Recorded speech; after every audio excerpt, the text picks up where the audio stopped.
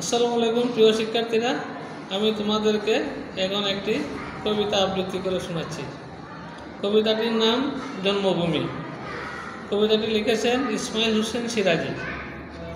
হোক সে মহাজ্ঞানী মহাধনবান, অসীম ক্ষমতা তার অতুল সম্মান। হোক বিভব তার সম সিন্ধু জল, হোক প্রতিভা তার অক্ষুণ্ণ উজ্জ্বল।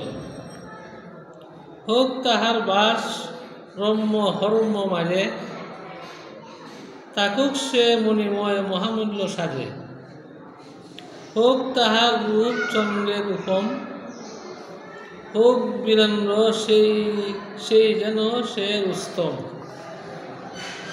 শত শত দাস তার সেবক চরণ, করুক স্থাবক দল স্তব সংকীর্তন। কিন্তু যে স্বাধীনী কবু জন্মভূমিহিত, স্বজাতির সেবা দেবা করেনি কিঞ্চিত। জানাও সে নরাধমে জানাও সত্তর, অতীব ঘৃণিত সেই পাষণ্ড বর্বর। প্রিয় শিক্ষার্থীরা, আমি তোমাদেরকে কবিতাটি শোনাচ্ছি।